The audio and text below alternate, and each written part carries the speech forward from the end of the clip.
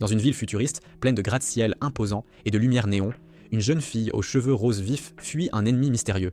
Elle est en pleine évasion audacieuse quand elle reçoit un message d'un allié lui demandant si elle a réussi à mettre la main sur une clé très importante. Elle confirme son succès, mais est interrompue par l'apparition d'un groupe de robots lourdement armés. Pendant l'affrontement, elle est blessée à la jambe. Cependant, elle active une capacité spéciale qui la rend invisible, lui permettant ainsi d'échapper à ses assaillants. Lorsqu'elle atteint un point sûr, elle trouve un petit robot qui l'attend, avec anxiété. Elle remet rapidement la clé au robot, mais à ce moment précis, l'un des robots poursuivants réapparaît, prêt à frapper. Avant qu'il ne puisse attaquer, un méca massif et puissant, allié de la jeune fille aux cheveux roses, intervient. Cela crée une diversion et elle saisit l'occasion de courir à nouveau. Mais son évasion n'est pas facile, le robot lui tire des roquettes et elle est touchée, subissant de graves blessures qui la font tomber d'un pont. Pendant ce temps, dans une partie plus calme de la ville, un jeune étudiant nommé Shu Alma se rend à l'école. Il prend le train et est ensuite rejoint par son meilleur ami, qui lui dit que des soldats là sont dispersés partout. L'ami explique qu'il y a eu une attaque majeure en ville la nuit dernière, entraînant une forte présence militaire. À l'école, Shu se souvient d'une épidémie virale dévastatrice qui a frappé le Japon 10 ans plus tôt, causant d'immenses destructions et forçant le Japon à dépendre d'autres nations pour son soutien et sa reconstruction. Après les cours, Shu décide d'explorer un quartier mystérieux et délabré de la ville, où peu de gens s'aventurent. Là, il rencontre de manière inattendue la jeune fille aux cheveux roses qui semble effrayée lorsqu'elle le remarque. Son robot agit immédiatement pour la protéger, faisant tomber Shu et renversant sa nourriture. Malgré cela, Shu réalise qu'elle a l'air affamée et lui offre son repas. Ils partagent un court instant et Shu tente d'engager la conversation. Il la reconnaît comme une chanteuse d'un groupe populaire. Elle se présente comme Inori et demande à Shu s'il pourrait emmener son robot à un certain endroit de la ville. Alors qu'elle lui montre un petit objet qu'elle a fabriqué avec du fil, un groupe de soldats arrive soudainement. Inori tente de fuir, mais est capturée et violemment battue par les officiers. Shu essaie d'aider, mais quand les soldats affirment qu'elle est impliquée dans la récente attaque, il hésite et se cache. L'armée l'emmène, laissant Shu honteux et impuissant de ne pas l'avoir aidé. Après le départ des soldats, le robot qu'Inori lui avait demandé de livrer affiche une carte avec des directions. Déterminé à exaucer sa requête, Shu décide de suivre la carte et d'emmener le robot à la destination indiquée. En chemin, cependant, il est pris en embuscade par un groupe de voleurs qui tentent de dérober le robot. Bien que Shu soit attaqué et en infériorité numérique, il refuse d'abandonner. Puis, un garçon blond nommé Gai apparaît avec son équipe et défait rapidement les voleurs qui s'enfuient. Un des membres de l'équipe de Guy prend le robot à Shu. Guy l'interroge ensuite sur Inori, mais avant qu'il ne puisse continuer, une forte explosion retentit. Guy apprend que des soldats approchent, laissant derrière eux une traînée de destruction. Les soldats Beoli se livrent à des actions brutales, éliminant quiconque sur leur passage. Mecha arrive bientôt pour attaquer le groupe de Guy, forçant Guy à ordonner à Shu de protéger la clé et de trouver Inori pour la sauver. Ailleurs, Inori est retenue captive dans une remorque renversée suite à une frappe de missile par un mecha. Elle lutte pour se libérer, mais est vite confrontée à un groupe de mechas qui pointent leurs armes sur elle. À ce moment critique, Shu arrive et saute courageusement pour la secourir. La clé qu'elle portait s'active, révélant une arme puissante cachée en elle. Shu dégaine l'arme, une épée d'une force immense, et l'utilise pour se protéger, lui et Inori, des attaques des mechas. D'un seul coup rapide, il anéantit leurs ennemis, assurant leur évasion. Après avoir vu la puissance de l'arme de Shu, l'armée s'inquiète et envoie plus de robots pour l'attaquer. Shu fait de son mieux pour riposter, détruisant quelques missiles en plein vol. Mais une explosion le projette dans un bâtiment voisin. Observant la bataille, Guy décide d'intervenir et fait s'effondrer un bâtiment sur le mecha ennemi, l'immobilisant. Profitant de cette opportunité, Shu utilise l'épée pour vaincre le mecha, puis se précipite pour vérifier l'état d'Inori. Une fois le combat terminé, l'épée disparaît à nouveau à l'intérieur d'Inori. Grâce à l'aide de Guy, ils s'échappent avec succès de la zone. Ailleurs, l'une des alliées de Guy, une jeune fille pilotant un mecha, fait face à une attaque féroce d'un autre robot contrôlé par Yan, le fils d'un commandant militaire de haut rang. Yan rejoint la mission de capture d'Inori, affirmant son autorité grâce à la position de son père, même si certains chefs d'escouade hésitent à l'accepter. Plus tard, Shu se tient avec Gai et Inori sur un toit. Gai réprimande Inori de ne pas lui avoir apporté la clé elle-même, comme prévu. Shu intervient pour la défendre, insistant sur le fait qu'elle a fait de son mieux. Gai, cependant, souligne que l'erreur d'Inori a été de laisser Shu acquérir le pouvoir de la clé. À ce moment, il est révélé que la clé est appelée le génome du vide, une arme biologique rare conçue pour débloquer le pouvoir intérieur d'une personne, le transformant en une arme. À l'origine, Gei était censé manier ce pouvoir, mais c'est Shu qui le possède désormais, lui conférant le pouvoir d'un roi. Il explique que le génome du vide est l'un des 3 existants et que sa capacité est unique et puissante, tout comme l'épée d'Inori. Suite à cette révélation, Shu n'a d'autre choix que de rejoindre Gai et Inori dans leur lutte contre l'armée. Bientôt, Guy reçoit des nouvelles inquiétantes de l'un de ses alliés. Gan et ses forces ont pris le contrôle d'un bâtiment et retiennent plus de 100 civils en otage. Déterminé à les sauver, Guy rassemble toute la rébellion pour une réunion et élabore un plan pour prendre d'assaut le bâtiment et libérer les captifs. Pendant la mission, Shu et Inori s'introduisent dans le bâtiment par les conduits d'aération. Une fois à l'intérieur, ils voient que Wen doit l'armée abuser brutalement des otages, affirmant que les civils sont infectés par un virus. Cela justifie la cruauté des soldats, car ils peuvent maltraiter et même tuer les otages sans être punis. Au moment où l'armée commence à exécuter certains des captifs, la rébellion lance une attaque, détournant l'attention de Yan en le faisant poursuivre un camion leur. Pendant que Yan est distrait, les forces de Gai encerclent le commandant de l'opération, pointant des roquettes sur lui. Réalisant la situation, le commandant avertit Guy qu'il a placé des bombes sous la ville, capables de destruction massive. Il exige de parler au chef de la rébellion. Guy le confronte directement et le commandant insiste pour que Guy se rende et restitue le vide volé. Guy refuse, ce qui pousse le commandant à le menacer d'un arsenal d'armes laser. En réponse, Shu s'avance, préparant la prochaine étape de leur plan. Utilisant son épée, Shu extrait le pouvoir du génome du vide qui matérialise un canon géant issu de sa force intérieure. Au moment où les lasers du commandant sont tirés, Shu active un puissant bouclier autour de la rébellion, ce qui fait rebondir les faisceaux laser, détruisant les forces militaires et leurs armes. Grâce à cela, la rébellion vainc avec succès l'armée et sauve les otages. Après la bataille, Guy félicite Shu pour sa bravoure et lui demande de rejoindre leur rébellion, une requête que Shu accepte avec enthousiasme. Le lendemain, Shu réfléchit au soulagement et à la satisfaction qu'il ressent d'avoir sauvé Inori. Pendant le cours, son professeur annonce une nouvelle élève qui s'avère être Inori, laissant Shu surpris mais ravi de la revoir. En voyant Inori arriver comme nouvelle élève, Shu est choqué, d'autant plus qu'elle est une idole célèbre. Ses camarades de classe ne peuvent retenir leur enthousiasme et l'assaillant de questions, tous sauf Shu, qui se demande pourquoi elle est là. Remarquant cela, le meilleur ami de Shu, le héros, intervient pour aider à calmer la classe excitée et la laisser s'installer. Plus tard, pendant le cours de gym, l'un des amis de Shu, qui se dit le plus grand fan d'Inori, mentionne à quel point elle est magnifique. Shu répond, disant qu'elle semble presque irréelle, ce qui offense l'ami, qui lui rétorque sèchement. Ce soir-là, alors que Shu approche de sa maison, il est surpris de voir Inori déjà là. Ouvrant tranquillement la porte de sa main, Shu ne peut cacher son choc et l'interroge immédiatement, mais elle ne dit rien et entre simplement.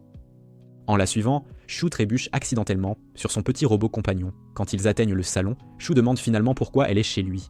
Inori répond calmement que la rébellion a décidé qu'elle resterait avec lui pour sa protection, ce qui signifie qu'elle vivra avec lui désormais. Pendant ce temps, lors d'une réunion militaire, les dirigeants discutent de la manière de gérer la rébellion. La mère de Shu, Haruka, qui travaille comme assistante d'un des hauts fonctionnaires, suggère de déployer un escadron de soldats génétiquement modifiés pour arrêter la rébellion. De retour à la maison, Shu s'inquiète de savoir comment expliquer la présence soudaine d'Inori à sa mère. Remarquant son inquiétude, Inori le rassure en lui disant qu'elle a déjà tout arrangé et que tout est sous contrôle. À ce moment précis, la sonnette retentit et Shu ouvre pour trouver Yihiro. Yihiro mentionne que Shu semblait abattu à l'école, alors il a loué un film pour qu'ils puissent passer du temps ensemble. Avant qu'ils ne puissent commencer, Inori apparaît et dit qu'elle a un message important pour Shu, lui demandant de venir avec elle.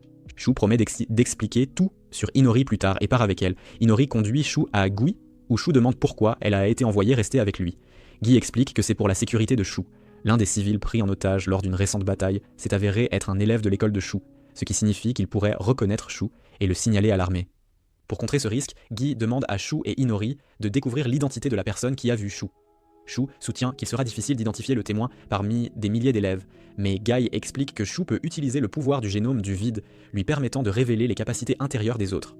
Le lendemain, Shu et Inori élaborent un plan pour identifier les capacités des gens, espérant trouver le témoin. Mais quand Shu essaie d'utiliser le pouvoir du vide sur l'une des filles, rien ne se passe.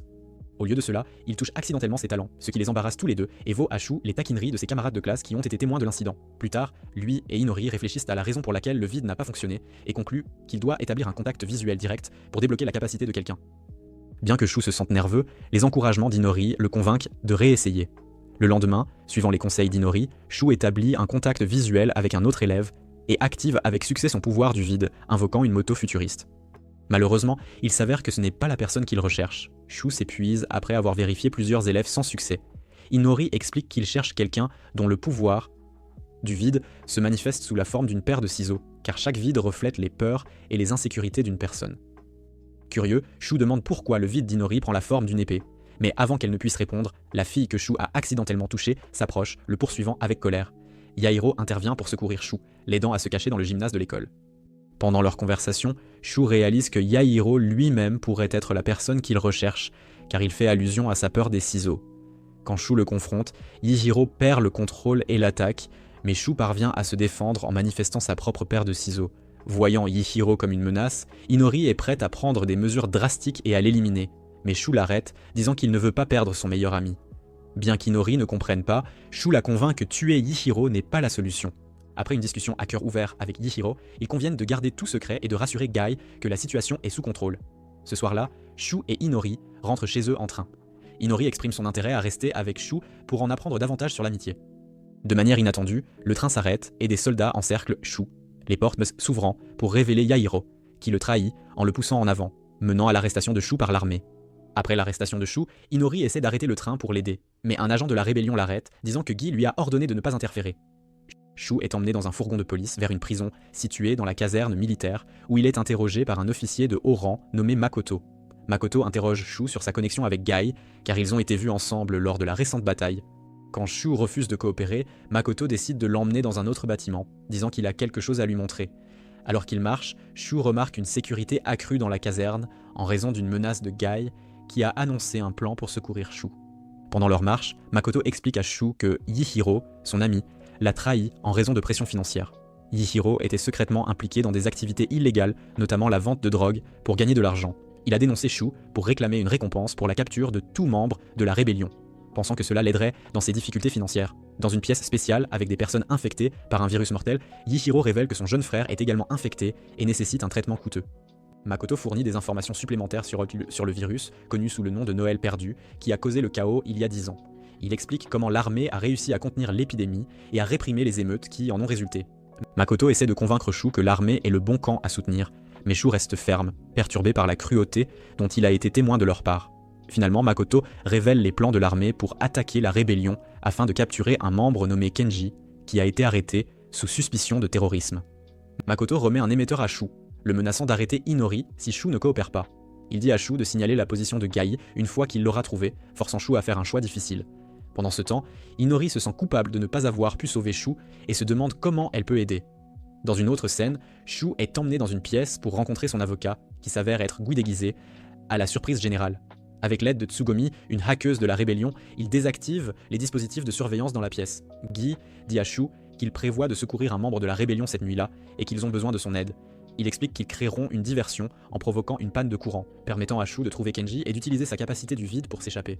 Bien que Shu hésite à aider, le plan de la rébellion est mis en œuvre. Des explosifs créent le chaos et une panne de courant distrait l'armée, tandis que la rébellion commence à bombarder la caserne de missiles. Guy continue d'exhorter Shu à accomplir sa part de la mission.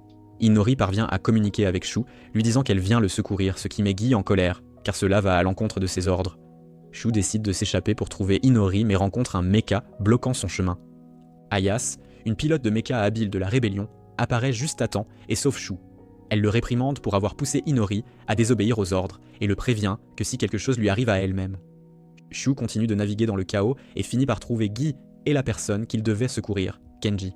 Reconnaissant Kenji comme leur cible, Shu bondit vers lui, utilisant le pouvoir du génome du vide pour débloquer le vide intérieur de Kenji, une arme qui manipule la gravité. Utilisant cette arme puissante, Shu abat facilement un mecha sur son chemin, mais il se retrouve bientôt encerclé par d'autres robots ennemis. À ce moment critique, Inori arrive pour aider. Shu déchaîne toute la puissance du vide de Kenji, créant des bulles anti-gravité qui lui permettent d'atteindre Inori. Quand il l'atteint, il débloque l'épée puissante en elle et l'utilise pour détruire les mechas environnants dans une démonstration de puissance palpitante. Après avoir vaincu les forces militaires, Shu, Inori, Kenji et Guy parviennent à s'échapper ensemble de la caserne. Dehors, Guy invite une fois de plus Shu à rejoindre la rébellion. Bien que Shu ne soit toujours pas sûr de pouvoir leur faire entièrement confiance, il décide d'accepter l'offre, réalisant que sa place est peut-être finalement avec la rébellion. Alors que Shu se dirige vers la base de la rébellion, il se souvient du stylo que Makoto lui a donné. Ce stylo lui permet d'alerter secrètement l'armée chaque fois qu'il est près de Guy, mais Shu se sent tiraillé à l'idée de l'utiliser car il est toujours incertain des véritables motivations de la rébellion. Lorsqu'ils atteignent leur destination, une grande bibliothèque, ils sont accueillis par Shibungi, un officier de haut rang de la rébellion, qui leur assure qu'Inori et Kenji sont sains et saufs. Guy annonce ensuite au groupe que Shu rejoint officiellement leur rang et jouera un rôle clé dans leurs opérations grâce à sa maîtrise du génome du vide. Leur prochaine mission est fixée pour 3 jours plus tard, et Ayase est chargé d'entraîner Shu. Au début de l'entraînement de Shu, il remarque qu'Ayase a pris le stylo que Makoto lui a donné. Quand il lui demande de le rendre, elle lui propose plutôt un défi. S'il réussit une série d'épreuves difficiles dans la semaine, elle le lui rendra. Shu accepte, et pendant l'entraînement, il croise Ayase, qui s'entraîne avec une arme, tandis qu'Inori donne à Shu une leçon de tir. Cependant, un moment gênant entre eux pousse Ayase à le taquiner en le traitant de pervers. Dans leur conversation, Shu apprend l'existence de l'arme leucocyte, la cible principale de la rébellion pour leur prochaine mission. Tout au long de son entraînement, Shu rencontre d'autres membres de la rébellion, dont Harugo et Kyle. Il découvre que Kyle est un grand fan de Guy, ce qui le surprend car il a toujours considéré Guy comme égocentrique. Après une longue journée d'entraînement, Shu entend Inori chanter et décide de lui rendre visite. Pendant leur conversation, il lui demande pourquoi elle a rejoint la rébellion. Inori révèle que c'était l'idée de Guy et qu'il lui a même dit de dire qu'elle lui appartenait. Shu suggère qu'ils quittent tous les deux la rébellion, mais Inori refuse, expliquant que la rébellion l'a sauvé. Shu se sent abattu quand il voit Inori entrer dans une pièce avec Guy et s'éloigne, se sentant rejeté. Ayase le voit, comprend ce qui s'est passé et l'encourage à donner le meilleur de lui-même lors du test du lendemain, laissant entendre que s'il réussit, il pourrait en apprendre davantage sur les secrets du groupe. Le lendemain, le test de Shu l'oblige à atteindre une cible gardée par Ayase et son mecha. Pour réussir, il doit l'affronter directement. Shu utilise le pouvoir du vide qui se manifeste sous la forme d'une baguette générant un champ de force, immobilisant le mecha d'Ayase. Ayant réussi le test, Shu devient officiellement un membre à part entière de la rébellion. Cependant, leur victoire est de courte durée car la nouvelle arrive que l'armée a lancé une attaque sur Guy en utilisant l'arme leucocyte, ce qui cause des destructions massives dans une partie de la ville. Il s'avère que l'arme leucocyte est en fait un puissant satellite planant au-dessus du Japon, capable de tirer des faisceaux d'énergie extrêmement destructeurs. Cette révélation renforce la détermination de la rébellion, et Shu réalise à quel point les enjeux sont devenus élevés dans la bataille contre l'armée. Après la récente attaque, Guy contacte enfin l'équipe, les rassurant qu'il a survécu, mais malheureusement, le reste de l'escouade n'a pas réussi, et ils ont perdu toutes leurs provisions. Face à cette situation désastreuse, Guy décide de lancer une contre-attaque contre l'armée. Le groupe installe rapidement un camp près de la zone d'attaque, et de là, ils commencent à planifier un assaut sur la base qui contrôle la puissante arme leucocyte. Leur objectif principal est de s'emparer du noyau énergétique de l'arme, mais il est gardé par un puissant champ de force.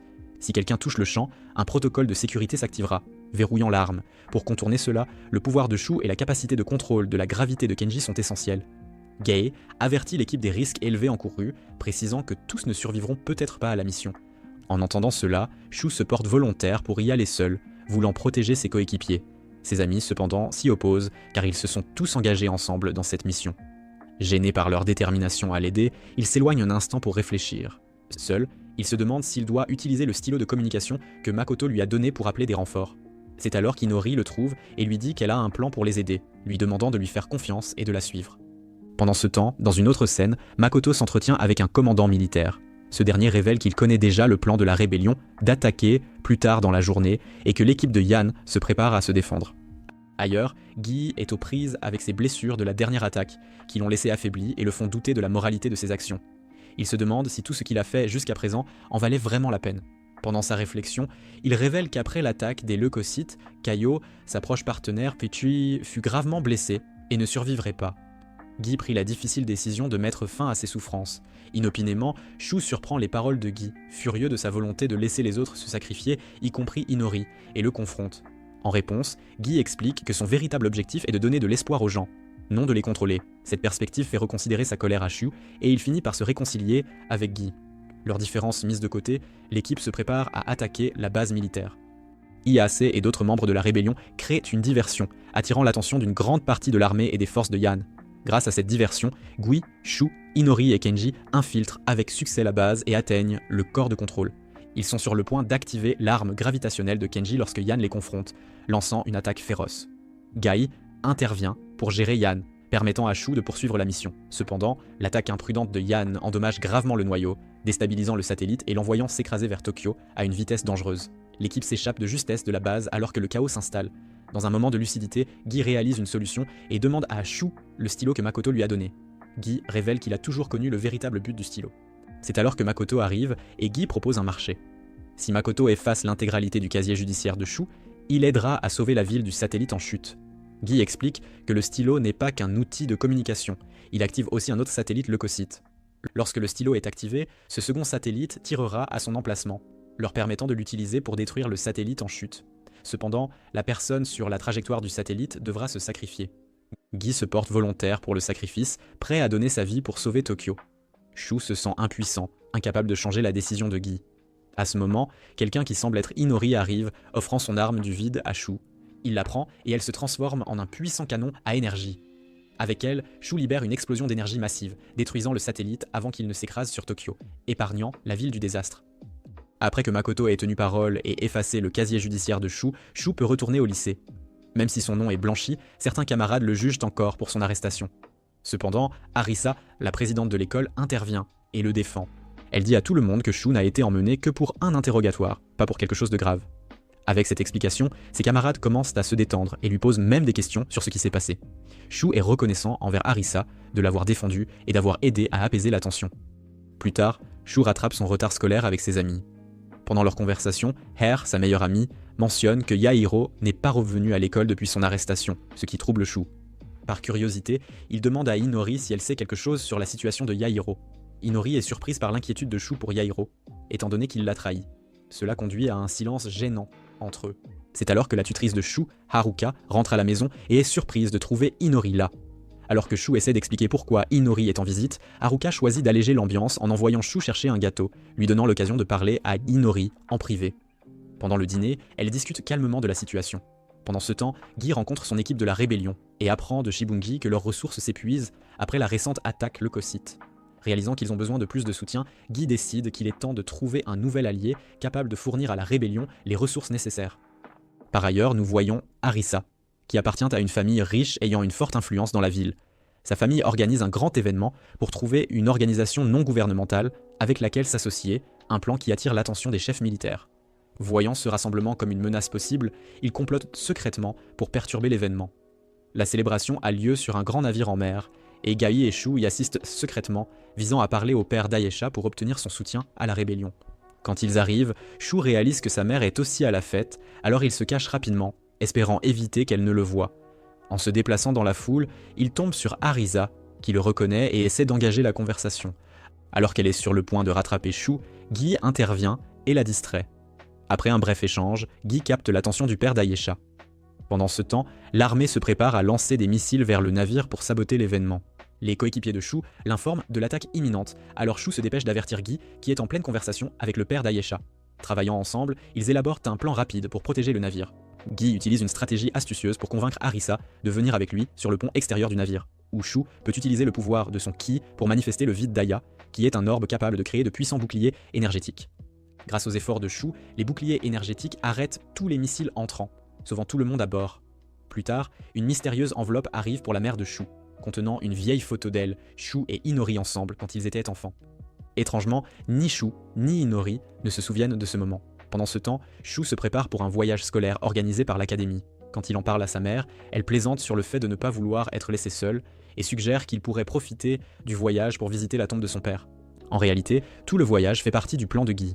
Il a secrètement arrangé que Shu, Inori et certains des camarades de classe de Shu infiltrent une base militaire.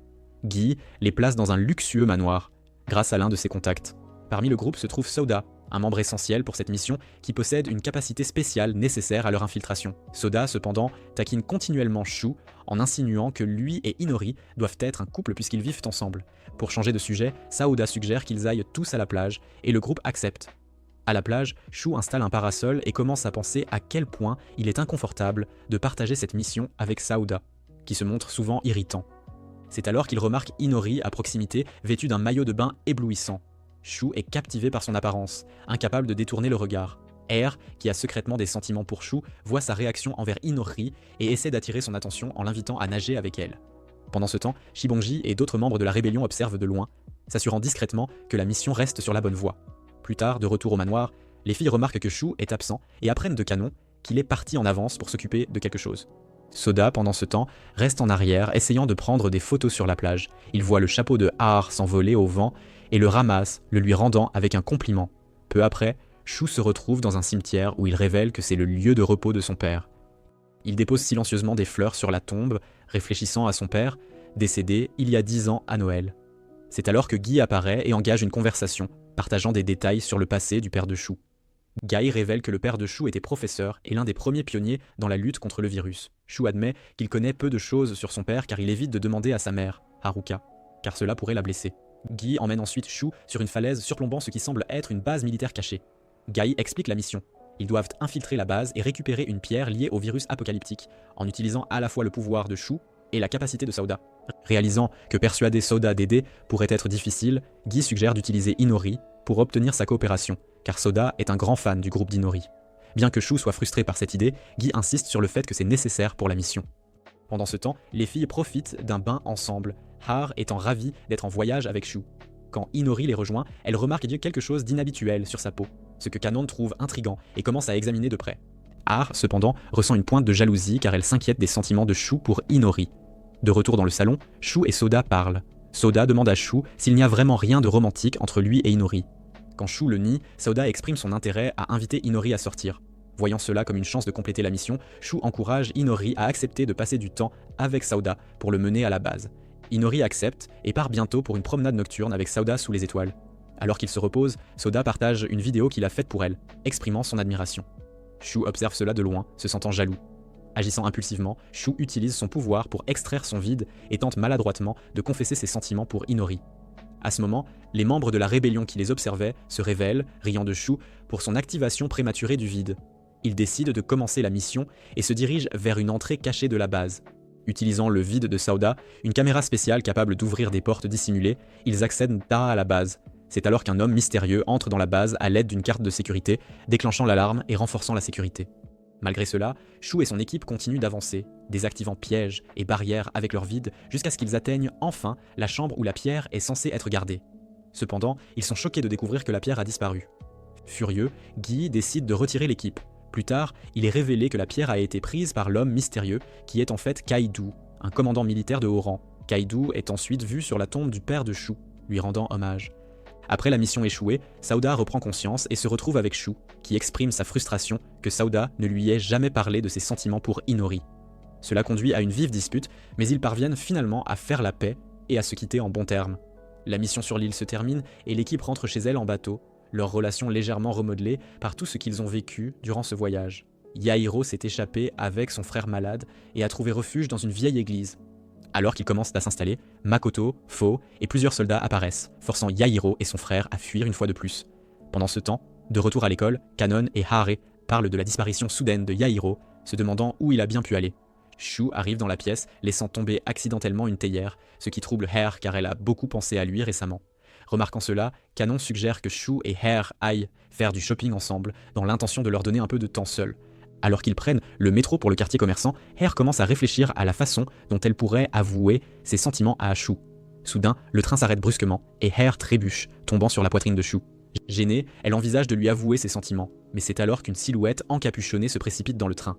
C'est Yahiro qui laisse maladroitement tomber des médicaments dans sa hâte. Shu reconnaît rapidement son vieil ami et l'approche. Yahiro, cependant, fait une blague sur la proximité apparente de Shu et Hare, ce qui ne fait qu'ajouter à la tension. Shu, réalisant qu'il doit parler en privé avec Yahiro, demande à Hare de continuer le shopping seul. Yahiro emmène Shu dans une cachette délabrée où son frère se repose. Il explique comment ils ont réussi à s'échapper lors de l'attaque de la base militaire. Au même moment, Makoto les observe de loin, préparant un plan pour capturer Yahiro et Shu. Pendant leur conversation, Yahiro demande à Shu de l'argent pour acheter de la nourriture car lui et son frère ont des difficultés. Au lieu de lui donner de l'argent, Shu contacte un ami, organisant qu'une équipe vienne les chercher et leur offre de l'aide. Yahiro est surpris que Shu veuille l'aider, surtout après tout ce qui s'est passé. Shu clarifie que sa décision est pour le frère de Yahiro, et il a l'intention de tenir parole. Alors que Shu et Yahiro se préparent à partir, les soldats de Makoto leur tendent une embuscade. Réalisant que l'évasion est presque impossible, Shu demande à Yahiro de lui permettre d'utiliser son pouvoir, connu sous le nom de vide, pour riposter. Au début, Yahiro hésite, accusant Shu de les trahir. Offensé, Shu insiste sur le fait qu'il ne ferait jamais une telle chose et que Yahiro est le vrai traître. Cependant, Shu promet toujours de protéger le frère de Yahiro, ce qui convainc Yahiro de permettre à Shu d'utiliser son vide. Alors que Shu extrait le vide de Yahiro, le frère de Yahiro, qui observe, comprend mal la situation et pense que Shu attaque son frère.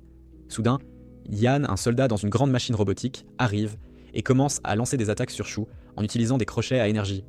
Shu détruit avec succès un crochet, mais Yan en lance plusieurs autres. Pendant le chaos, l'un de ces crochets frappe accidentellement le frère de Yahiro. Alors que Shu et Yan regardent sous le choc, Makoto commente que la maladie du garçon semble émettre une étrange énergie similaire à celle du vide. De manière inattendue, le virus à l'intérieur du frère de Yahiro commence à se propager dans la machine robotique de Yan, la corrompant. Le virus prend le contrôle du robot, le faisant mal fonctionner, endommageant d'autres mechas à proximité. Le robot infecté, désormais sous l'influence du virus, ignore Shu et se dirige vers Yahiro. Shu intervient rapidement pour défendre Yahiro, Mais alors qu'il le fait, une ouverture semblable à un portail apparaît, ressemblant à celle que Shu utilise pour accéder au vide. Shu est alors transporté dans ce qui semble être les souvenirs de Jun, le frère de Yahiro. Dans ce monde de souvenirs, Shu rencontre Jun qui lui montre des scènes de son enfance avec Yahiro. Pendant cette rencontre, Jun révèle sa profonde souffrance due au virus et comment il se sent comme un fardeau pour Yahiro. Jun supplie alors Shu de mettre fin à sa vie pour mettre fin à sa douleur. Réalisant l'ampleur des ravages de la maladie sur Jun, Shu accepte à contre-cœur de faire ce que Jun demande. Quand Shu retourne dans le monde réel, il se retrouve à l'intérieur du robot endommagé avec Jun qui se réveille brièvement puis s'évanouit. Peu après, le robot s'éteint et Shu quitte le bâtiment, portant le lourd fardeau de ce qu'il a dû faire. Dehors, Yahiro reprend conscience et, réalisant que quelque chose s'est passé, demande à Shu des nouvelles de son frère. Shu répond simplement que Jun est décédé et que c'est lui qui a mis fin à ses souffrances. L'histoire se déplace vers un moment où Shu rencontre les membres de la rébellion menant une mission. Guy ordonne à Shu d'attaquer, ce qui nécessite d'utiliser le vide d'Inori. Cependant, Shu est hanté par les souvenirs de l'incident traumatisant de Yahiro et Jun, ce qui l'a profondément ébranlé. Distrait et incapable de manier ses pouvoirs, Shu choisit de fuir, provoquant l'abandon de la mission par la rébellion. Suite à cela, Shu fait un rêve vif. Dans le rêve, une fille aux cheveux roses, ressemblant à Inori, se tient au milieu d'un feu et demande à Shu de promettre d'apporter le bonheur à sa sœur. Shu se réveille, surpris, réalisant que ce n'était qu'un rêve. Dans sa cachette, il vérifie son téléphone, remarquant des appels manqués et des messages de la rébellion. C'est alors que Hare apparaît avec le petit déjeuner et demande à Shu pourquoi il s'isole et pourquoi il refuse de rentrer chez lui. Shu évite ces questions, et bientôt il reçoit un autre appel, qu'il ignore. L'appel vient d'Inori, qui s'est inquiété pour lui et parle à Guy du comportement de Shu. Mais Guy est occupé à rencontrer la famille d'Ayesha pour recueillir des informations sur la pierre qu'il n'a pas réussi à récupérer. Pendant la conversation, Guy apprend que l'armée transportera bientôt la pierre par avion. Kaido, qui avait initialement remis la pierre à l'armée, a été arrêté après cela. Le lendemain, Shu retourne à l'école, mais les souvenirs de traumatismes récents refont surface, le rendant mal à l'aise parmi ses camarades de classe. Submergé, il se retire dans sa cachette. Iz le trouve là et le réprimande, l'exhortant à reprendre sa vie normale. Cependant, Guy apparaît et rejette les efforts d'Iz comme étant inutiles. Sans autre choix, Guy sort une arme et menace Shu, lui disant que s'il n'accepte pas de rejoindre la mission pour récupérer la pierre, il sera éliminé. Shu, toujours secoué, refuse d'y aller, exprimant son ressentiment envers le pouvoir qu'il possède. Frustré, Guy tire un coup de semonce pour intimider Shu, mais Shu reste résolu. Finalement, Guy s'éloigne, faisant comprendre que Shu ne fait plus partie de la rébellion. Shu rentre finalement chez lui, où il trouve Inori qui l'attend. Il tente de s'excuser de l'avoir ignoré, mais Inori lui offre tranquillement une chanson qu'elle a écrite pour le réconforter. Alors qu'Inori s'approche pour lui tendre la chanson, Shu est frappé par un autre flashback traumatisant et réagit en faisant tomber la chanson de sa main, la traitant de monstre. Blessé, Inori commence à pleurer et dit au revoir avant de quitter la maison. Après son départ, Shu remarque qu'elle lui avait aussi préparé un petit repas, bien qu'il soit légèrement pas assez cuit.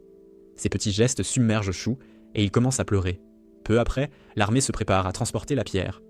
Yan, l'un des soldats chargés de la garder, attend de rencontrer son père, un général, qui est responsable du transfert de la pierre. En attendant, Yan est accidentellement témoin d'un moment privé entre son père et sa secrétaire. Pendant ce temps, la rébellion prépare son prochain mouvement pour intercepter la pierre. Pendant ces préparatifs, Guy, recevant des soins médicaux, parle avec Inori. Inori demande à Guy s'il pense qu'elle est un monstre, clairement affecté par les paroles de Shu.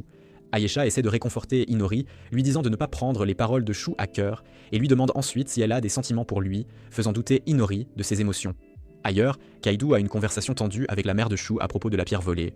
Pendant cet échange, Kaido révèle des détails sur la connexion de Shu au pouvoir du Ki et son implication dans la rébellion. Il mentionne Inori, remettant subtilement en question la confiance de la mère de Shu en elle. Tout étant en place, la rébellion lance sa mission pour intercepter l'avion transportant la pierre. Il se positionne stratégiquement, préparé pour l'opération. Alors que le général s'approche de la pièce où la pierre est gardée, les rebelles avancent silencieusement vers l'avion. Cependant, Makoto a anticipé leur attaque et ordonne à l'armée de s'injecter un vaccin par précaution. Malgré cela, Gai et son équipe parviennent à atteindre l'avion et déclenchent un explosif pour ouvrir le cockpit, seulement pour découvrir qu'il est vide, sans aucun pilote en vue. Réalisant trop tard qu'ils sont tombés dans un piège, ils voient un signe le confirmant. À ce moment, Makoto active un dispositif qui déclenche l'émission d'une étrange énergie violette par la pierre. Pendant ce temps, Shu, qui est avec Har, lui demande de rester près d'elle et, dans un moment de vulnérabilité, mentionne qu'il sait qu'elle a des sentiments pour lui. Offensé, Har le gifle, lui disant de ne pas la traiter comme un remplacement pour Inori. Elle admet qu'elle était au courant de tout ce que Shu a fait à Yahiro et à son frère, mais qu'elle avait quand même essayé d'être là pour lui.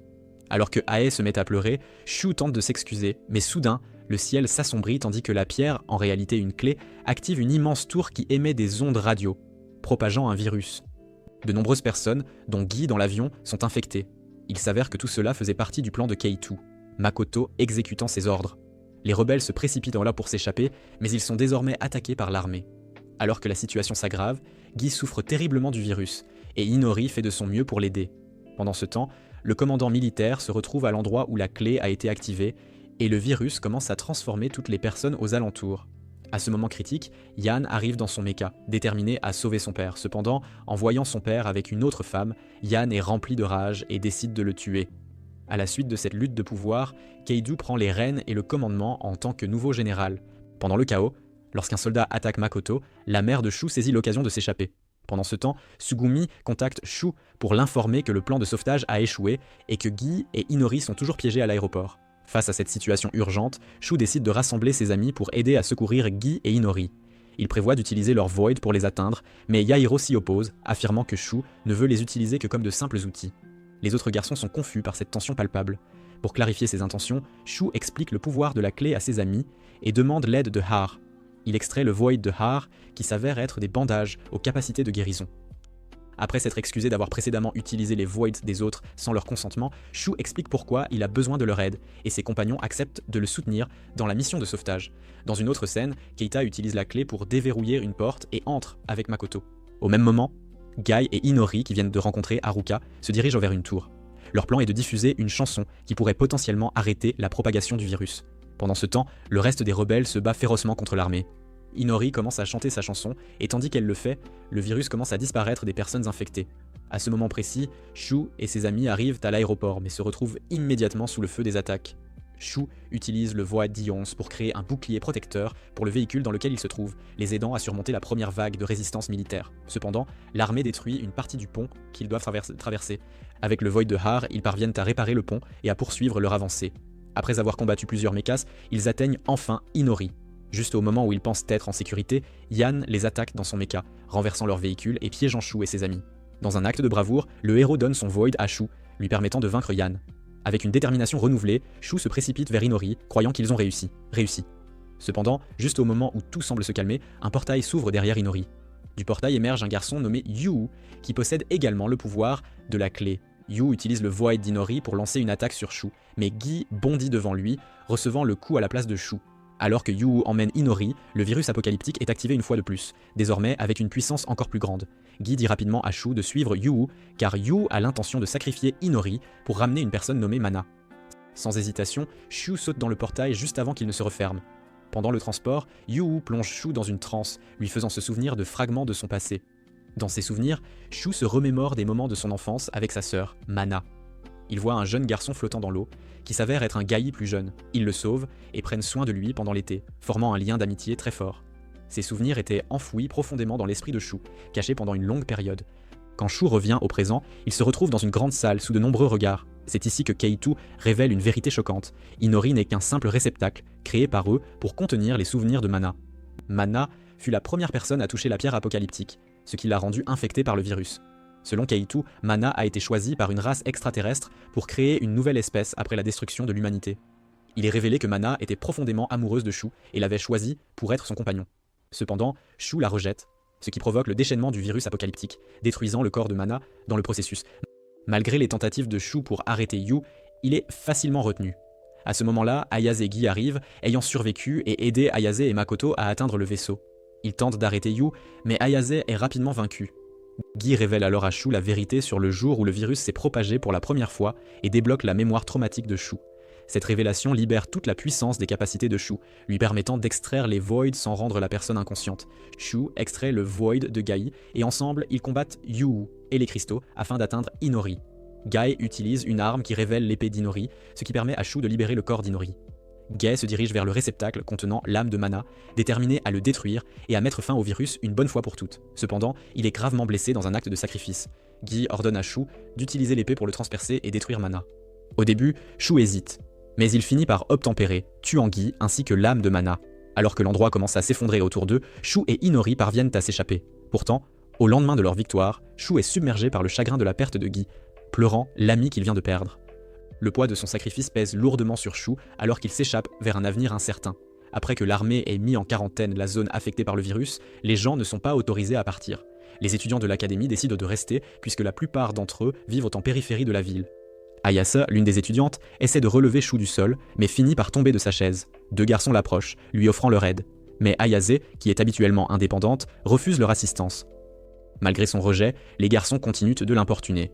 À ce moment-là, Shu et Inori passent et voient ce qui se passe. Shu intervient pour défendre Ayase. Les harceleurs tentent de l'intimider, mais Tsugumi apparaît soudainement et assène un coup de pied volant à l'un des garçons, le faisant tomber avec Shu. Voyant cela, les brutes décident de reculer. Shu et les filles veulent aider Ayase, mais elle insiste pour qu'on la laisse tranquille. Alors qu'ils s'éloignent, Tsugumi parle à Shu de ce qu'il ressent depuis la mort de Gi. Shu explique qu'après la bataille, la rébellion s'est effondrée. Maintenant, Ayase, Inori et Tsugumi ne sont que des étudiants cherchant un abri. Avec de nombreux professeurs disparus à l'académie, Shu et la présidente du conseil étudiant forment un groupe pour gérer l'abri. Les jeunes se sentent découragés par la violence et le vandalisme qui les entoure, alors Shu suggère d'organiser un festival scolaire pour leur remonter le moral. Après en avoir discuté, tout le monde convient que c'est une excellente idée. Plus tard, Shu commence à parler à Yahiro, qui lui montre son Void et le lui remet. Yahiro mentionne que maintenant, Shu peut extraire les Void sans que la personne ne s'évanouisse. Shu exprime son espoir de ne plus avoir à utiliser le pouvoir de la clé. Yahiro lui rappelle qu'ils doivent rester vigilants car l'armée représente toujours une menace. Les deux se dirigent ensuite vers la zone où le festival est en préparation. En chemin, ils voient Tsugumi travailler dans un café à thème pour leur classe et elle leur présente Kanon qui porte de mignonnes oreilles de chiot. Shu va ensuite retrouver Inori qui est occupée à planifier le concert, l'événement principal du festival. Pendant ce temps, Yan est aperçu en train de se faufiler parmi les étudiants en uniforme. Il bouscule Tsugumi qui porte des boîtes de costumes et adopte une attitude arrogante. Tsugumi le force à l'aider à porter les boîtes comme une sorte de punition, mais le récompense aussi avec une pomme d'amour après. Plus tard, Yan dit à Makoto que la plupart des membres de la rébellion sont à l'école et lui demande de les surveiller attentivement. Finalement, le jour tant attendu du festival étudiant arrive. Tsugumi travaille dur pour s'assurer qu'Ayase passe un bon moment. Cependant, un groupe de voyous qui ont volé pendant la quarantaine sont furieux du festival organisé par les étudiants. 2 de ces voyous arrivent dans un camion blindé à bord d'un mecha fourni par Makoto, prévoyant d'attaquer l'école. Pendant ce temps, Ayase et Tsugumi se disputent. Tsugumi déconnecte Ayase du mecha alors qu'Ayase essaye d'aider Gi. Ayase accuse Tsugumi, disant que si elle n'avait pas fait cela, Gi pourrait encore être en vie. Après leur dispute, Tsugumi s'en va, laissant Ayase seule. À ce moment, Shu arrive et essaie de la réconforter, mais les voyous commencent alors à attaquer le festival, tirant et détruisant tout sur leur passage. Shu se précipite pour protéger Ayase, mais elle tombe de sa chaise. Malgré cela, Ayase insiste sur le fait qu'elle veut se battre et être utile, même si elle est handicapée. À ce moment, le pouvoir de Shu s'active, extrayant le Void d'Ayase, qui s'avère être des jambes robotiques. Ces jambes lui donnent la capacité de voler et lui confèrent une grande force. Elle utilise ce nouveau pouvoir pour sauver Hair d'être écrasé par le véhicule blindé, le déviant et le faisant s'écraser. Avec Tsugumi contrôlant un robot, les voyous sont capturés et Shu utilise le Void d'Inori pour aider à détruire le méca ennemi, les anéantissant tous. Une fois le chaos apaisé, les étudiants reprennent le plaisir du festival, en attendant le concert d'Inori.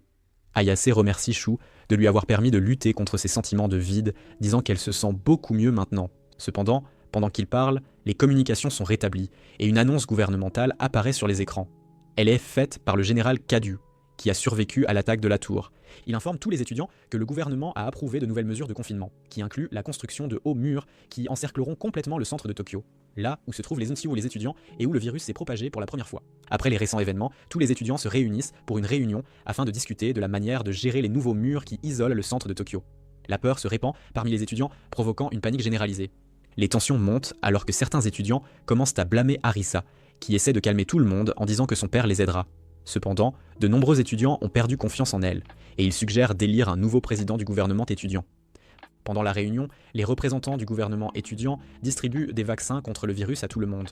Yahiro souligne qu'Arisa est toujours attaquée sur les réseaux sociaux, et Tsugumi partage son opinion qu'Arisa ne fait pas un bon travail en tant que présidente. La déclaration mène à une dispute, Soda défendant Arisa contre les critiques de Tsugumi.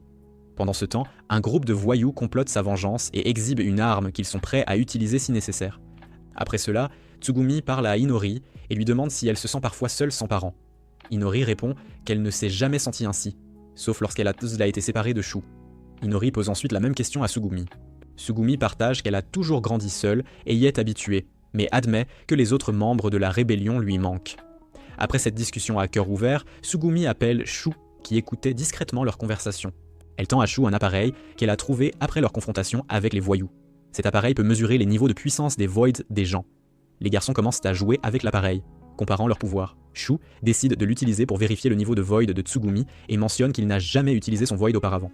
Les filles taquinent Tsugumi alors que Shu sort son propre Void. Au même moment, Keitu rencontre Makoto pour mettre son plan en action afin d'éliminer les membres de la rébellion.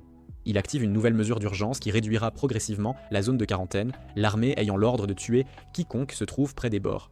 Ce plan cruel entraîne des centaines de morts autour du mur et les mechas se rapprochent du centre de la ville, provoquant la panique parmi les étudiants lorsqu'ils apprennent la nouvelle. Makoto envoie également un message aux étudiants, offrant la liberté de la quarantaine à quiconque dénonce des membres de la rébellion. Cette annonce inquiète Shu, mais Har le rassure en lui disant qu'elle l'aidera avec ses sentiments de vide si nécessaire. Elle encourage Shu à se présenter à la présidence de l'académie et il commence à réfléchir si ce serait une bonne idée. À ce moment-là, Tsugumi, qui s'est remise de ses propres difficultés, se joint à la conversation. Pendant qu'il parle, il remarque des brutes harcelant une fille. Le groupe réalise que les membres de la rébellion ont une marque spécifique sur leurs bras, et les voyous recherchent ces étudiants. Cette situation rend Shu et Inori nerveux, car ils pourraient être en danger. Sans hésitation, Shu décide de les retrouver. Il découvre bientôt Inori se défendant contre des garçons qui tentent de l'agripper. Au même moment, Ayase est attrapé par le même groupe de voyous qui l'avait harcelé plus tôt. Tsugumi arrive juste à temps pour sauver Ayase, mais finit par être capturé par les brutes également. La présidente convoque une réunion dans le hall de l'académie pour aborder la crise. Arisa essaie de calmer les étudiants et nie les rumeurs concernant la rébellion. Cependant, les voyous apparaissent, confirmant les rumeurs en présentant Ayase et Tsugumi comme otages et en révélant leurs tatouages comme preuve. Malgré les difficultés des filles, les voyous menacent Tsugumi avec une arme. Voyant cela, Shu sait qu'il doit intervenir pour protéger ses amis. Il s'approche des brutes et les arrête, et les autres étudiants l'écoutent lorsqu'ils voient en Kei son incroyable pouvoir. Shu confesse qu'il est membre de la rébellion, et avertit les voyous qu'ils subiront des conséquences s'ils blessent Gelu ses amis. Il suggère ensuite un plan pour résoudre le conflit. Plus tard, Shu, Ayase et Tsugumi sont emmenés au bord du mur et livrés à l'armée par l'un des voyous. Le voyou espère être libéré, mais l'armée décide de tirer sur Shu et les filles. Cependant, il s'avère que tout cela faisait partie d'un plan de Tsugumi, utilisant un hologramme. Shu utilise le Void de Tsugumi, qui peut créer des clones holographiques de n'importe qui. Il envoie les clones pour montrer aux étudiants que l'armée ne les libérerait pas s'ils livrèrent les rebelles. Même avec cette astuce astucieuse, l'un des voyous essaie de tirer sur Shu, mais Shu réagit rapidement en utilisant le Void d'un autre étudiant pour se défendre. Il encourage ses camarades étudiants à lui faire confiance et promet de les protéger avec son pouvoir. Inspiré par la bravoure de Shu, Yahiro suggère que Shu se présente à la présidence de l'école et les étudiants acceptent joyeusement. À ce moment-là, Shu est officiellement devenu le nouveau président des étudiants. Ensuite, Yahiro propose une méthode pour mieux gérer les étudiants en les classant en fonction des niveaux de puissance de leur Void en utilisant l'appareil que Tsugumi a trouvé. Cependant, cette idée entre en conflit avec la conviction de Shu en l'inclusivité. Il veut que chaque étudiant se sente valorisé. Bien qu'ils aient déjà évalué les capacités des étudiants, Shu considère l'idée de les classer comme tyrannique. Il est déterminé à maintenir les étudiants unis, d'autant plus que les murs se rapprochent de l'école, et il a réussi à garder tout le monde calme jusqu'à présent. Malgré cela, l'école fait face à des pénuries de fournitures et de vaccins, et Yahiro insiste sur le fait que le classement pourrait aider à prioriser les étudiants les plus forts et les plus travailleurs pour la défense contre l'armée. À la lumière de ce dilemme, Shu décide de consulter ses amis concernant la proposition. Inori l'encourage à prendre la décision qu'il estime juste. Pendant ce temps, Ayase, Hare et Tsugumi sont dans les bains de l'école, où Hare exprime son inquiétude quant au fait que Shu doive prendre une décision aussi importante seul. Ayase insiste sur le fait que c'est la responsabilité de Shu en tant que président, et Tsugumi suggère avec espièglerie que Hare devrait se dépêcher de confesser ses sentiments à Shu, ce qui agace Hare. Plus tard, Sauda approche Shu pour exprimer son mécontentement face au système de classement. Shu convient qu'il n'aime pas non plus cette idée. Sauda le presse de ne pas accepter la proposition. Après un échange humoristique où les garçons expriment leurs pensées à voix haute, Shu se tourne vers le reste du conseil étudiant pour annoncer sa décision. Cependant, il découvre qu'ils sont occupés à compter les vaccins contre le virus et réalise qu'il n'y en a pas assez pour tous les étudiants. À ce stade, Yahiro pousse à nouveau Shu à mettre en œuvre le classement, mais Shu remarque que Sauda est placé dans la catégorie la plus basse. Sous la pression de ses pairs, Shu accepte finalement le système de classement. Alors que Shu marche dans les couloirs, il rencontre Sauda et un groupe d'étudiants classés en bas. Ils demandent à Shu de les laisser utiliser leur Void pour s'entraîner et contribuer à l'académie. Pendant ce temps, Yan est au téléphone avec Makoto, qui l'avertit que les fournitures s'épuisent et qu'ils doivent se préparer, car le mur approche. Yan soutient que les étudiants sont jeunes et ne devraient pas être craints, mais Makoto le réprimande pour ne pas avoir agi contre des rebelles présumés qui se sont approchés du mur la veille. Il avertit également Yan que le non-respect des ordres pourrait entraîner de dangereuses rumeurs. Après l'appel, Makoto est vu jouant aux échecs avec Shibungi. Pendant ce temps, Shu se cache à son endroit habituel quand Har le trouve. Il lui confie sa tristesse de ne pas pouvoir remplir son rôle de président ni répondre aux attentes de tous. Har le réconforte d'une étreinte et lui conseille de suivre son cœur. Il tente de lui avouer ses sentiments, mais leur moment est interrompu par Canon, qui informe Shu que Sauda et un autre groupe d'étudiants ont quitté l'académie pour trouver des vaccins dans un hôpital voisin. Shu se précipite à l'hôpital pour les arrêter. Quand il arrive, les étudiants expriment leur empressement à prouver leur valeur en récupérant le vaccin. Cependant, ils sont soudainement attaqués par des hélicoptères militaires. Shu ordonne rapidement aux étudiants de se cacher dans les bâtiments pendant qu'il essaie de distraire l'armée. Dans le chaos, Har commence à soigner une fille blessée. Soda demande à Har de réparer une voiture proche pour s'échapper, mais cette action alerte le méca ennemi. Dans une tentative désespérée de sauver Har, Shu court à ses côtés et ils sont tous deux blessés dans une explosion. Inori et les autres arrivent pour aider, combattant les hélicoptères tout en esquivant les missiles. Har, gravement blessé, utilise son Void pour soigner Shu avant d'être touché par des tirs, lui faisant perdre son pouvoir. Malgré ses blessures, elle parvient à guérir complètement Shu avant de lui avouer son amour et de s'éteindre dans ses bras. Shu se réveille à la tragique réalité et étreint Har, mais elle se désintègre en cristal et disparaît. Submergée par la tristesse et la rage, Shu prend l'épée d'Inori et commence à détruire les mechas un par un. Lorsque les autres étudiants apprennent la mort de Har, ils essaient de calmer Shu, mais ils s'emportent et frappent Sauda, le blâmant pour la mort de Har. Inori intervient, et Shu, consumé par le chagrin, décide qu'il est temps de séparer les forts des faibles. Arago et Agumo entrent dans la zone de quarantaine à l'aide d'un hélicoptère loué par le père d'Arisa, qui veut sauver sa fille et arranger son mariage avec un membre du gouvernement pour lever la quarantaine. Lorsqu'ils atterrissent, Arago rencontre un groupe d'étudiants de l'école de Shu qui volent des médicaments dans une autre académie. Ils reconnaissent le symbole de la rébellion sur l'uniforme d'Arago et l'emmènent à Shu, qui est maintenant devenu un leader tyrannique de l'école. Shu a classé les étudiants en fonction de la puissance de leur Void et recrute des étudiants forts d'autres écoles pour bâtir un empire au sein de l'académie. En rencontrant Shu, Arago le voit forcer une fille à abandonner ses Void pour le classement. Shu l'informe qu'il compte emmener IAS vers un lieu crucial, un navire abandonné qui a sombré lors d'une catastrophe antérieure. Sur ce vaisseau, Shu a amassé des fournitures militaires en utilisant les membres de rang inférieur qui semblent être contaminés par un virus. Les membres qui accomplissent leurs tâches reçoivent des vaccins en guise de récompense. Cependant, un problème survient lorsqu'une pompe à oxygène, alimentant en air Soda, piégée au fond du navire, commence à défaillir. Conscient de l'urgence, Shu décide qu'ils doivent aider Sauda. Cependant, il insiste pour que Sauda se libère par lui-même. Harugo, incapable de rester inactif, se précipite vers la pompe de secours voisine, mais Shu l'arrête en le menaçant avec une arme. Il explique qu'ils préparent une évasion de la zone de quarantaine et ont besoin de toutes les ressources disponibles. Shu réprimande Harugo, affirmant qu'en raison du manque de moyens, ils doivent faire des choix difficiles. Il révèle qu'il ne peut libérer Arisa, car son vide est vital pour leur fuite. Quand Harugo refuse d'obtempérer, Shu décide de l'emprisonner. Pendant ce temps, Sauda parvient à s'échapper seul du navire, tandis qu'Irugo se retrouve enfermé dans une cellule. Un robot créé par Tsugumi arrive pour informer Irugo des récents événements, révélant qu'après la mort d'Era, Shu a établi un royaume basé sur les vides et que les gens lui obéissent par peur. Au même moment, Yu, qui semble être en vie, rassemble les anneaux qu'il avait préparés pour épouser Mana. Le commandant Kaidu, qui supervise l'académie, informe Makoto et la mère de Shu que tout se déroule conformément à son plan. Il constate que Shu a réussi à rassembler de nombreux vides au sein de l'école. Plus tard, l'ancienne présidente part à la recherche d'Harugo, mais est arrêtée par un étudiant qui tente de la maîtriser. Heies intervient, menaçant l'étudiant avec un couteau. Pendant ce temps, Shu se tient près d'Inori, qui tente de le réconforter, mais elle semble agir étrangement. L'attention de Shu se détourne lorsque ses amis l'alertent, car Harugo s'est évadé de sa cellule. Tsugumi a aidé Harugo en lui fournissant une clé et en neutralisant Aiz pour l'empêcher de donner l'alerte. Harugo tente de rejoindre Eriso pour qu'ils puissent s'échapper ensemble, mais Shu l'arrête, ce qui mène à un combat où Harugo maîtrise facilement Shu. À ce moment, Yairo apparaît, pointant une arme sur Harugo. Cependant, des poutres tombent à cause d'un vide que Shu avait utilisé, frappant une fille au passage.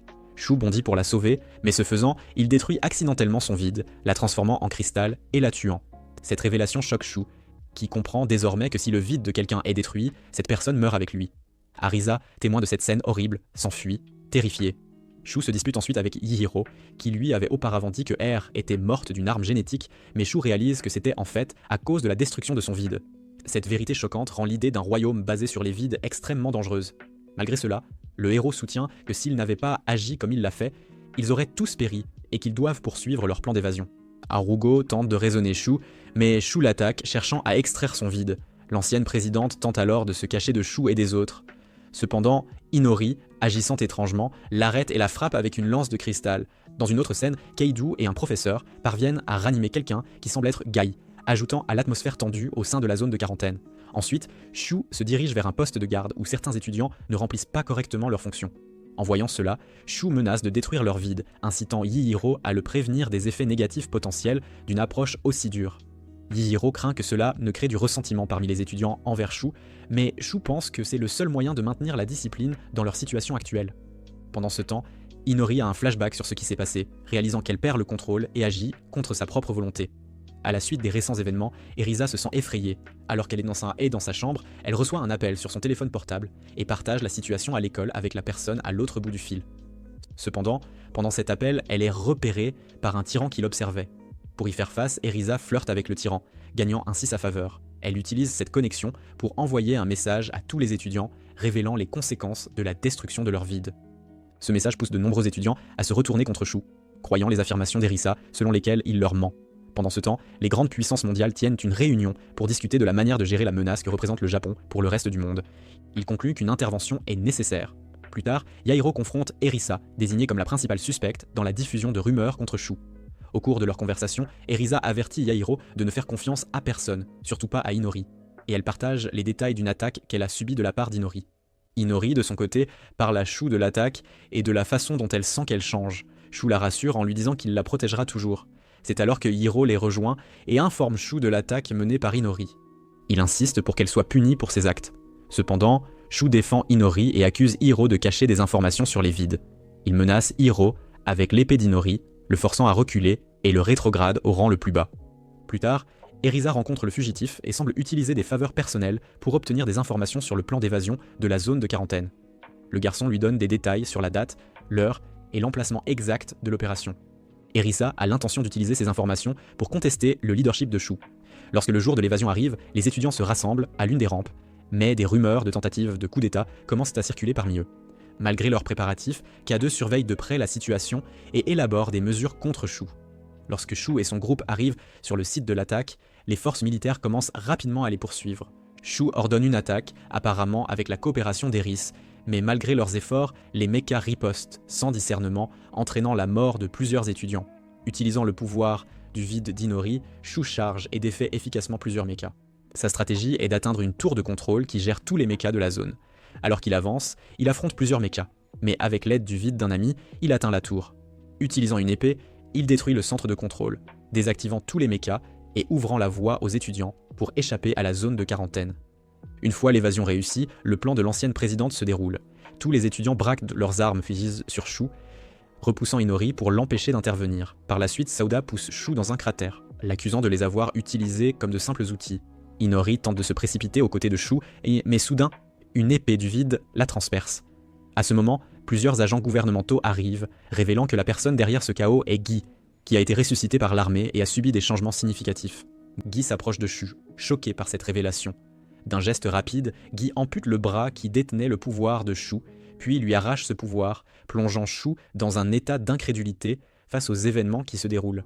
Alors que la situation s'intensifie, les autorités mondiales décident d'éliminer le Japon afin d'éradiquer la menace virale, menant à un avenir incertain et dangereux pour toutes les personnes impliquées. En conséquence, des avions de chasse sont envoyés pour bombarder Tokyo avec des armes chimiques. Comprenant la gravité de la situation, Guy puise dans le pouvoir du roi pour unir tous les vides des étudiants, créant une arme qu'il utilise pour neutraliser les ogives. Cependant, cette action entraîne la destruction de l'arme, causant la perte de plusieurs étudiants. Malgré les efforts d'Inori et d'autres pour approcher Guy, il a changé et n'est plus la personne qu'il connaissait. Il les menace de mort s'il refuse de le rejoindre. Face à cela, Hiro tient bon contre Guy et décide d'aider Shu et ses amis à s'échapper. Il le fait en détruisant les mechas proches et en affrontant Gaui directement. Cependant, Gai défait facilement Hiro avec l'aide des autres robots. Erisa intervient pour protéger Gui en utilisant son vide, révélant qu'elle était celle qui avait fourni des informations sur l'emplacement de l'attaque des étudiants. Profitant de la distraction causée par les efforts de Hihiro, Inori s'échappe avec Shu. Suite à cela, Gai utilise son pouvoir pour anéantir les flottes gouvernementales et envoie un message mondial menaçant toutes les nations. Il avertit que toute tentative d'attaquer Tokyo à nouveau ou de s'approcher trop près entraînera une destruction via le satellite du site Lucas. Pendant ce temps, les forces militaires organisent une équipe de recherche pour localiser Inori. La raison en est que Yu prévoit de l'utiliser à nouveau pour retrouver Mana. ayant même l'intention d'organiser un mariage avec Dieu. Inori, cependant, se cache tout en cherchant des provisions pour survivre. Plus tard, Haruka confesse avoir travaillé avec l'armée pour libérer son fils du fardeau, du pouvoir, du ki. Inori finit par trouver Shu et tente de le nourrir, mais il est profondément troublé par tout ce qui s'est passé. C'est alors que le groupe militaire auquel Arisa appartient découvre Shu et Inori. Alors qu'ils se préparent à attaquer, une limousine arrive et des hommes armés tirant sur les soldats. Arisa se précipite pour intervenir lorsqu'elle reconnaît son père dans le véhicule. Le vieil homme sort de la voiture et critique Arisa pour son soutien à Guy, arguant que le garçon qu'elle aimait autrefois n'est plus le même. Il confronte les militaires, qui clarifient que leur cible est Inori, pas Shu. En entendant cela, le père d'Eris décide d'attaquer les militaires avec son katana, tuant 2 soldats. Il se retourne ensuite contre Eris, croyant que ses actions déshonorent la famille. Avant qu'il ne puisse la blesser, Erisa lui tire dessus, le tuant en légitime défense. Pendant ce temps, Inori réalise qu'elle est une cible et tente de s'échapper, mais un groupe de voyous l'entoure et essaie de l'enlever. Témoin de cela, Inori perd à nouveau le contrôle et tue les assaillants dans un accès de rage. Après cela, elle s'approche de Shu et le serre dans ses bras, mais elle perd à nouveau le contrôle et commence à se comporter de manière inappropriée. Shu la presse d'arrêter, et elle retrouve finalement son calme. Plus tard, Inori a une vision où elle semble voir Mana. Dans cette vision, il est révélé que Mana manipulait le comportement d'Inori. Mana dit à Inori qu'elle est sur le point de prendre le contrôle total de son corps, et que son premier acte sera de tuer Shu. Réalisant le danger, Inori décide de s'éloigner de Shu. Avant de partir, elle lui donne un baiser émouvant et l'endort pour l'empêcher de l'arrêter. Elle se dirige ensuite pour se rendre au groupe militaire d'AIS, mais active d'abord son mode berserker et engage le combat avec les mechas. Pendant le combat, Inori réfléchit à ses véritables sentiments pour Shu, bien qu'elle ait été conçue pour héberger Mana. Elle décide de protéger Shu de sa vie. Malheureusement, elle est capturée lorsque Guy lui tire une flèche qui l'immobilise. Lorsque Shu se réveille et réalise qu'Inori est partie, il est déterminé à faire tout ce qu'il peut pour la secourir et la ramener en sécurité. Après les événements chaotiques entre Guy et Shu, Haruka décide de mettre un terme au plan de Keidu, qui implique l'élimination de Mana. Lorsqu'elle atteint l'endroit où Mana devrait être, elle découvre que Mana n'est pas là. À ce moment, Keidu apparaît et révèle que Mana n'a jamais été là du tout. Il confesse ensuite qu'il était responsable de la mort du père de Shu et tire de manière inattendue sur Haruka. Pendant ce temps, Erisa est en patrouille avec son escouade lorsque Shu la surprend par derrière. Il force Erisa à lui dire où Inori se cache. À cet instant précis, un message commence à être diffusé via le téléphone d'Ias, alertant toute l'armée que la mère de Shu s'est échappée et a volé une mallette hautement sécurisée. En réponse à cette nouvelle urgente, Shu fait pression sur Erisa pour qu'elle l'emmène retrouver sa mère. Comme condition à sa coopération, Arisa accepte de partager les plans de Gui en échange de la révélation par Shu de l'emplacement d'Inori. Plus tard, Haruka arrive au manoir du père 10, désormais sous la direction d'une femme nommée Kirachi. Après le décès du père 10, Kirachi informe Haruka de la mort du vieil homme. Et en retour, Haruka partage sa propre histoire sur la façon dont elle s'est échappée et a tenté d'arrêter les plans de Keidu, y compris l'élimination de Mana. Cette révélation surprend Kirachi car Mana est en fait sa fille. Haruka explique que Shu est aussi le frère de Mana, mais elle précise que Shu n'est pas son fils biologique. Elle a assumé le rôle de sa belle-mère après avoir épousé le père de Shu. Malgré ce lien, ils ont toujours maintenu une certaine distance l'un envers l'autre. Pendant ce temps, Makoto est déterminé à capturer Haruka et parvient à la localiser. Il se présente avec un groupe de personnes qui prétendent initialement chercher des vaccins pour combattre le virus, abaissant la garde du groupe de Kira. Cependant, il s'avère que c'est un piège, car Makoto et ses gardes ouvrent le feu sur tout le monde sur le site. Au milieu de l'embuscade, Ogumo sauve Haruka et l'exhorte à s'échapper avec Kirachi. Alors que les deux femmes fuient, Ogumo affronte Makoto, mais est tragiquement tué dans le combat. Malgré cette perte, Haruka et Kirachi parviennent à s'échapper et décident de chercher de l'aide auprès d'un autre groupe. En chemin, Kirachi découvre la mallette volée et interroge Haruka sur son contenu. Haruka révèle que la mallette contient un génome du vide, un dispositif qui possède le pouvoir du roi. Lorsqu'elles atteignent enfin le groupe d'Aiz, Harugo informe les femmes de la mort d'Agumo. Haruka et Harugo discutent du génome du vide, et Haruka explique comment il peut réagir négativement et s'autodétruire s'il est utilisé par quelqu'un qui n'est pas compatible. Elle hésite à le donner à Shu car elle craint que cela ne lui cause plus de douleur. C'est alors que leur base est attaquée par des mechas contrôlés par Makoto. Alors qu'il se rendait pour aider sa mère, Shu saute de la voiture pour lui venir en aide. Alors qu'il tente de s'échapper, Aya suggère à Haruka d'utiliser le génome du vide pour arrêter les mechas. Cependant, Makoto l'interrompt et révèle son plan de s'emparer du génome du vide, car il est fasciné par son pouvoir. Il tente de prendre l'appareil, mais Makoto l'arrête. Au milieu du chaos, le génome du vide tombe, et malgré les avertissements de sa mère, Shu le ramasse. Ignorant les risques, Shu décide de s'injecter le génome du vide pour retrouver le pouvoir du roi. Ce faisant, son bras droit, qui avait été sectionné plus tôt, se cristallise avec des veines vertes, révélant son propre vide. Ce nouveau pouvoir lui permet d'extraire et d'utiliser des vides similaires à leur capacité maximale, tout en absorbant le virus des autres en utilisant les vides de ses amis. Avec ses capacités améliorées, Shu défait les mechas et arrête Makoto, qui tente de l'écraser avec un camion. Dans une confrontation finale, Shu utilise son nouveau vide pour détruire l'âme de Makoto et guérir la maladie de Sauda, mettant ainsi fin au virus qui les a tous affligés. Cette victoire marque un tournant significatif dans leur lutte contre le chaos qui les entoure. Tout ce qui est arrivé à Gui, qui considère le retour de Mana comme la priorité immédiate. Mana prend de plus en plus le contrôle du corps d'Inori, et elle est actuellement détenue dans une base militaire. En réponse à la situation, Gai diffuse un nouveau message mondial, annonçant qu'en raison des nombreuses attaques qu'il a subies ces derniers jours, il a décidé d'anéantir l'humanité. Il révèle également la date à laquelle il commencera ses attaques. Pendant ce temps, Shu et les autres insurgés se réunissent pour élaborer une stratégie afin d'arrêter Guy.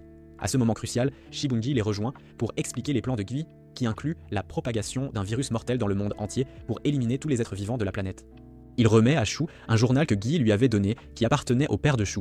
Guy a envoyé ce journal à Shu pour révéler la vérité sur ses origines. Keidu partage également une histoire avec Guy sur la façon dont il a rencontré le père de Shu, Kirasu, pendant leurs années universitaires. Initialement, Keidu était une personne solitaire, mais sa vie a pris un tournant lorsqu'il a rencontré Kirasu, qui était un admirateur passionné de ses recherches. Alors qu'ils travaillaient ensemble, ils ont formé une solide amitié. Un jour, Keidu est tombé sur Kirasu avec ce qui semblait être la vraie mère de Shu, et peu après, ils se sont mariés et ont déménagé dans un endroit où une étrange roche, connue sous le nom de roche apocalyptique, était tombée. Cette roche, découverte par Mana, a conduit Keidu et Kirasu à mener des recherches conjointes. Pendant ce temps, Yu est apparu devant eux, révélant son plan de détruire l'humanité pour créer un nouveau monde avec Mana. Tragiquement, pendant sa grossesse, la vraie mère de Shu a été infectée par le virus apocalyptique, et Mana l'a choisi comme partenaire pour aider à repeupler le monde. Yu a permis à Shu de vivre jusqu'à ce que sa mère décède pendant l'accouchement. Kirasu s'est opposé au plan de Yu en apprenant la vérité et a refusé de rejoindre sa cause. Finalement, Keidu a commencé à collaborer avec Yu et ensemble, ils ont mené des expériences sur des enfants pour trouver le partenaire idéal pour Mana. Gai était l'un de ces enfants qui a réussi à s'échapper et a été retrouvé plus tard par Mana et Shu près de la mer. Dans une autre partie de l'histoire, Haruka réfléchit à son passé avec le père de Shu, Kirasu. Elle avait rejoint le groupe de recherche de Kirasu et pendant qu'ils travaillèrent ensemble, elle est tombée amoureuse de son dévouement à la recherche sur le virus. Finalement, il a décidé d'épouser Haruka, et elle a informé Keidu, son frère aîné, de ses projets. Cependant, Keidu désapprouvait cette relation. Malgré ses objections, Haruka était déterminée à épouser Kirasu. La situation a changé radicalement le jour où le virus a éclaté. Haruka était dans une église avec Mana, attendant Kirasu, tandis que Keidu infiltrait le bureau de Kirasu pour vérifier l'avancement de la recherche sur le virus. Dans sa recherche, il a trouvé le journal de Kirasu, qui détaillait la découverte du génome du vide et comment il pourrait potentiellement arrêter le virus. Quand Kirasu est arrivé, une dispute a éclaté. Keitu a essayé de le persuader de rejoindre Yu, mais Kirasu a refusé de partager ses découvertes. Enragé, Keitu le menaça, et quand Kirasu refusa toujours d'obtempérer, Keitu le tua et s'empara de ses recherches. De retour au présent, Shu termine ses examens médicaux. Haruka le met en garde contre les dangers d'absorber le virus et lui dit qu'il est peut-être déjà trop tard pour sauver Inori, car Mana est en elle et finira par prendre le contrôle total. Malgré ces sombres avertissements, Shu refuse d'abandonner et est déterminé à sauver Inori. Haruka le serre fort dans ses bras et pleure, puis lui dit que l'hélicoptère est sur le point de décoller. Avant de partir, Shu tente de rendre les vides aux siens, mais Yairo insiste sur le fait qu'ils ont tous décidé qu'ils utiliseraient leurs vides pendant la mission. Après un adieu émouvant, avec Soda, Shu part en mission pour secourir Inori et mettre un terme au plan de Guy. Après que Guy ait reçu un avertissement selon lequel les Nations Unies ont envoyé une armée pour l'attaquer, il commence à se préparer au combat. Shu et les autres se préparent à leur plan pour vaincre Guy. Pendant ce temps, Shu rencontre Ayas, qui lui demande de l'aide pour monter dans son mecha. Alors qu'il parle, Shu l'aide et complimente son apparence, ce qui fait rougir Ayas. Elle demande ensuite à Shu s'il pense pouvoir affronter Guy si l'occasion se présente. Shu l'assure avec confiance qu'il n'hésiterait pas à confronter Guy. Il s'excuse également d'avoir utilisé son pouvoir de nullité contre lui. Ayas le rassure, disant que c'était son choix de lui donner le vide, et elle espère que cela lui sera utile. L'attaque de la base militaire commence avec des hélicoptères déployant des mechas. Guy utilise le vide d'Ayas et d'autres pour créer un arc massif qui tire des flèches d'énergie, détruisant des parties de la flotte ennemie. Pendant ce temps, Shu et son groupe parviennent à s'infiltrer dans la base. Sugumi utilise un programme de piratage développé par Haruka pour désactiver les machines ennemies, permettant à leurs navires de l'armée de rejoindre la bataille. Shu avance avec le vide de Sauda. Après s'être séparé de son équipe, il part sauver Inori. Utilisant les vides d'Erisa et d'autres, Gai cristallise Inori, la faisant émerger comme Mana avant qu'elle ne perde connaissance. Inori remercie Shu de l'avoir sauvée et exprime sa joie de le rencontrer. Kai ne comprend pas le lien entre Shu et Inori, mais elle explique que Shu lui a montré la beauté et la tristesse du monde malgré toutes ses épreuves. Bien qu'Inori soit un réceptacle pour Mana, elle tombe complètement amoureuse de Shu. Alors que l'équipe de Shu se précipite pour atteindre Inori, l'armée reprend le contrôle de la base. Inori est enveloppée par le cristal tandis qu'elle chante une chanson pour Shu. Il entend sa chanson et suit son son pour la retrouver. À ce moment-là, Yu apparaît et confronte Shu, révélant qu'il est un émissaire extraterrestre envoyé pour créer un nouveau monde. Il offre à Shu une chance de s'allier à Mana pour former une nouvelle race, mais Shu rejette fermement cette proposition. Enragé, Yu décide d'éliminer Shu et utilise son pouvoir génomique pour l'attaquer avec les vides de ses sbires. Shu se défend en esquivant et en contre-attaquant avec le vide du héros Yi, tandis que les autres tentent d'avancer pour l'aider, mais Yan les empêche d'intervenir. Shu continue d'affronter Yu, qui le critique pour avoir rejeté Mana. Dans une bataille féroce, Shu parvient à vaincre Yu, mais lorsqu'il atteint enfin Guy et Inori, il découvre qu'il est trop tard. Gai a achevé le processus de cristallisation, et Mana a maintenant émergé entièrement, marquant le début de l'apocalypse. Dans un autre endroit, la rébellion poursuit ses efforts pour atteindre Shu. Elle affronte Yan et son mecha modifié, tandis que Tsugumi lutte pour reprendre le contrôle de la base. Elle fait face à des interruptions constantes de Kenji, qui a uni ses forces à l'armée. Pendant ce temps, Mana s'éveille et se précipite vers Shu, exprimant sa haine envers Inori, qu'elle considère comme un monstre. En entendant cela, Shu devient furieux et repousse Mana, défendant Inori et déclarant qu'elle n'est pas un monstre. En réponse, Mana, enragé par le rejet de Shu, se prépare à l'attaquer. Cependant, Guy intervient pour l'arrêter, annonçant qu'il s'occupera de Shu lui-même. Guy utilise sa capacité génomique pour extraire le vide de Mana et altérer leur environnement. Mana avertit Shu qu'il regrettera de l'avoir rejeté et commence un rituel qui désactivera le mecha et propagera le virus apocalyptique à travers le monde. En conséquence, des milliers de personnes se transforment en cristaux et périssent, Guy proclamant que c'est la véritable apocalypse pour l'humanité. Il charge ensuite Shu avec son épée et Shu contre-attaque avec ses propres pouvoirs. Pendant ce temps, Yan attaque brutalement Ayas et les autres. Harugu utilise une mitrailleuse pour aider Ayas à s'échapper, mais le mecha de Yan, alimenté par l'énergie du vide, commence à être infecté par le virus apocalyptique. Shu poursuit sa bataille avec Guy essayant de le raisonner, mais Guy, maintenant transformé et amer, critique Shu pour avoir tourné le dos à Mana. Guy frappe Shu avec son épée. Ailleurs, Haruka confronte Keidu, pointant une arme sur lui. De retour au combat, Guy est sur le point d'achever Shu, qui envisage d'abandonner. C'est alors qu'il entend la voix d'Inori à travers une rose de cristal laissée derrière. Inori encourage Shu à continuer de se battre, exprimant sa confiance en lui. La connexion avec la fleur d'Inori arrête l'attaque de Mana et désactive le mecha de Yan.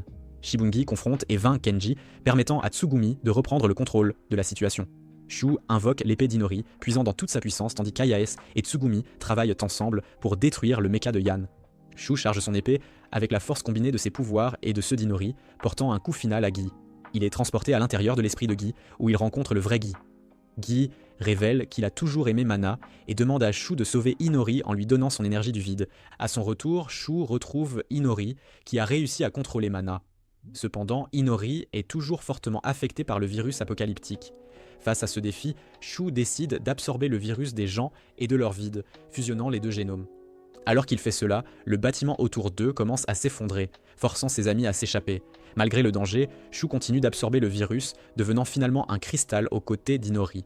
Dans un rebondissement inattendu, Shu a une vision où Inori lui donne un fil rouge. Ce fil brise son cristal et le libère, mais cette action fait disparaître Inori. Et le bâtiment s'effondre, emportant apparemment Shu avec lui. Ses amis, laissés derrière, regrettent de ne pas avoir pu l'aider. L'histoire fait ensuite un bond de 5 ans dans le futur. Les amis de Shu se préparent pour un dîner lorsque, à leur grande surprise, Shu apparaît. Il semble mort-vivant mais aveugle, assis sur un banc, écoutant les chansons qu'Inori avait l'habitude de chanter. Merci d'avoir regardé jusqu'ici, mes chers hommes de culture. N'oubliez pas de nous parler de votre waifu préféré de cet animé et de vous abonner à la chaîne pour plus de contenu.